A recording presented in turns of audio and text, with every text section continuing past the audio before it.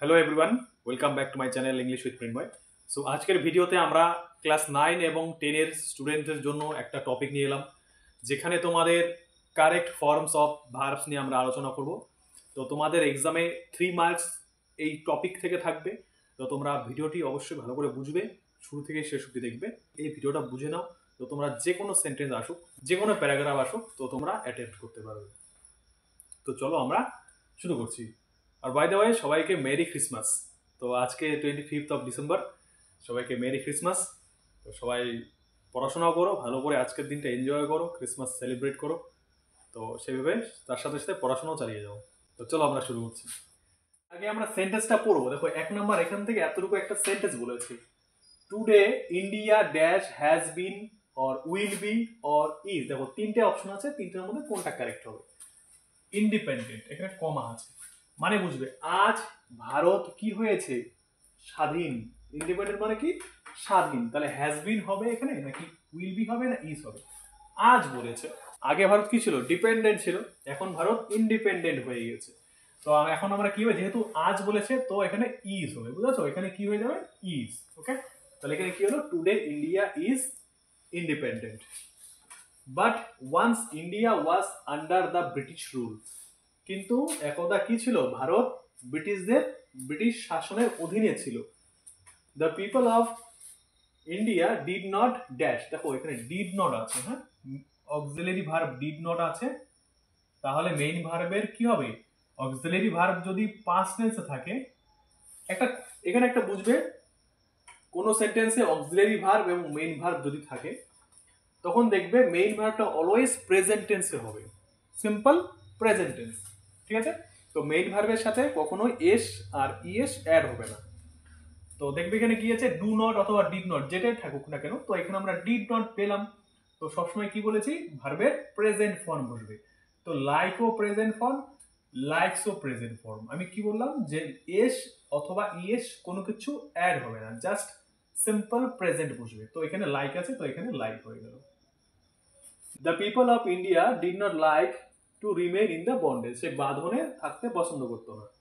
So they started dash. দেখো, এখানে started আছে, মেইন ভার্ব আছে। ঠিক আছে? এটা হচ্ছে মেইন ভার্ব, এটা হচ্ছে মেইন ভার্ব। মেইন ভার্বের পরে অলওয়েজ ভার্বের সাথে আইএনজি অ্যাড হবে, এবং সেটা হয়ে যাবে জেরান্ট। যখনই জেরান্ট হয়ে যাবে তখন সেটা আর ভার্ব থাকবে না, সেটা হয়ে যাবে নাউন। তো দেখবে কোনটার সাথে আইএনজি অ্যাড আছে? আইএনজি অ্যাড আছে এটার সাথে, অর্গানাইজিং হয়েছে। স্টার্টেড, তাহলে এখানে কি হয়ে যাবে? অর্গানাইজিংটা এটা এখানে হয়ে যাবে, অর্গানাইজিং।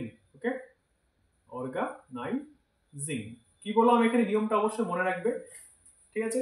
2 নাম্বার দেখো কি আছে? People who dash exercising in the morning. দেখো কি বলছে? লোকেরা যারা সকালবেলা ব্যায়াম করে। এখানে নরমালি বলেছে, সিম্পলি বলেছে। সিম্পলি বলে সিম্পল প্রেজেন্ট টেন্স হবে। সিম্পল প্রেজেন্ট টেন্স কোনটা আছে? এটা আছে আর এটা আছে। ঠিক আছে? তো দুটোর মধ্যে কোনটা বসবে? পিপল বলেছে, দেখবে এখানে পিপল বলতে কি? Plural number. তো যেহেতু সাবজেক্ট প্লুরাল নাম্বার, তো ভার্ব অবশ্যই কি হবে? ভার্ব হয়ে যাবে সিঙ্গুলার। সাবজেক্ট প্লুরাল ফর্ম হলে ভার্বের সাথে এস অথবা ইএস অ্যাড হয় না, এটা মনে রাখবে। ঠিক আছে? তো এখানে এটা এই ভার্বের সাথে ইএস অ্যাড আছে, এটার সাথে শুধু ই আছে কিন্তু এস অ্যাড নেই। তো এখানে কি হয়ে যাবে? এটা হয়ে যাবে এক্সারসাইজ। ওকে, এখানে এক্সারসাইজ হয়ে গেল। সিম, তাদেরকে সেই লোকেদের মনে হয়। সিম মানে অ্যাপিয়ার, মনে হওয়া। লুক, ওদেরকে মনে হয়। সিম মানে হচ্ছে লুক, মনে হওয়া। সেই লোকেদের কি মনে হয়? লুজিং, টু লুজ না লস্ট, হারাচ্ছে না হারিয়ে ফেলেছে, কোনটা হবে? সিম লুজিং না টু লুজ। সিমের পরে সবসময় ইনফিনিটিভ চলে যাবে, ভার্বের ইনফিনিটিভ ফর্ম। তো ইনফিনিটিভ মানে কি? প্রেজেন্ট ফর্মের আগে টু, তো ইনফিনিটিভ হয়ে গেল। এটা মনে রাখবে, সিমের পরে ভার্বের ইনফিনিটিভ ফর্ম বসবে। মোর ওয়েট দেন পিপল, এই যে পিপল বলেছে সাবজেক্ট। ঠিক আছে? তারপরে কি হয়ে যাবে? কমপ্লিটেড না কমপ্লিটিং। তাহলে কি হয়ে যাবে? ভার্বের সাথে আইএনজি যেটা অ্যাড আছে সেটা হয়ে যাবে। এটাকে বলবো আমরা, এই ওয়ার্ডটাকে আমরা কি বলবো? Participle. Okay, people completing the same workout letter in the day. সেই ওয়ার্কআউট করে দিনের বেলা। নেক্সট কি আছে, থার্ড নাম্বার, লিওনেল মেসি। আগে বুঝবে ভালো করে, Lionel Messi dash suspended, had suspended না was suspended from dash to played for his national team for 3 months. 3 মাসের জন্য লিওনেল মেসিকে তার ন্যাশনাল টিম থেকে কি করা হয়েছিল, সাসপেন্ড করা হয়েছিল, নাকি লিওনেল মেসি সাসপেন্ড করেছিল? বুঝবে, অ্যাক্টিভে আছে না প্যাসিভে আছে, অ্যাক্টিভে করতে হবে নাকি প্যাসিভ ভয়েসে করতে হবে। লিওনেল মেসি সাসপেন্ড করেনি, ওকে সাসপেন্ড করা হয়েছিল। তাহলে Lionel Messi suspended, had suspended না ওয়াজ সাসপেন্ডেড, এখানে ওয়াজ সাসপেন্ডেড হবে, ঠিক আছে, কারণ ওকে করা হয়েছিল সাসপেন্ড, ও সাসপেন্ড করেনি, ও সাসপেন্ড হয়েছিল। তাহলে এখানে কি হয়ে যাবে, ওয়াজ suspended.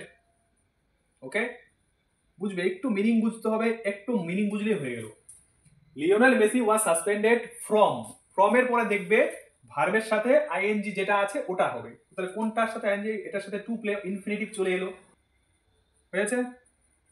Suspended playing for his national team for 3 months, 3 মাসের জন্য ওকে খেলা থেকে সাসপেন্ড করা হয়েছিল।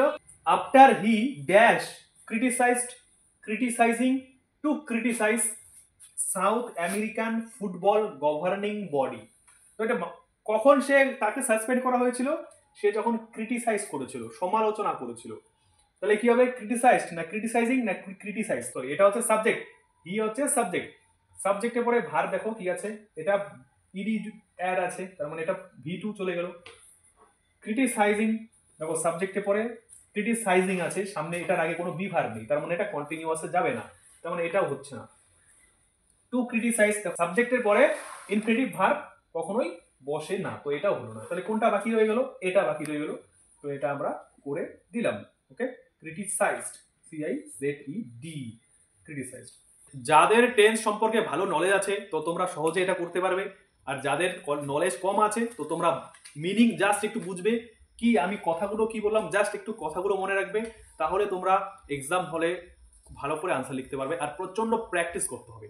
আমি আমার অফলাইন স্টুডেন্টদের প্রচন্ডভাবে প্র্যাকটিস করাচ্ছি, তোমরাও যারা অফলাইনে পড়ছো তোমাদের স্যারদের কাছ থেকে হেল্প নিয়ে অবশ্যই প্র্যাকটিস শুরু করে দাও। আমার সেকশনে আরও যেসব টপিকস রয়েছে প্রচন্ডভাবে প্র্যাকটিস করো, কারণ তোমাদের ফেব্রুয়ারি মাসের শুরুতেই তোমাদের ফাইনাল এক্সাম, তো এখন প্রচন্ডভাবে writing skill, grammar, prose, poetry, unseen যত টপিকস আছে তো তোমরা খুব ভালো করে এখন পড়াশোনা করো, প্রচন্ড প্র্যাকটিস করো।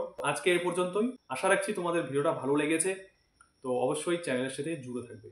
Thanks for watching the video.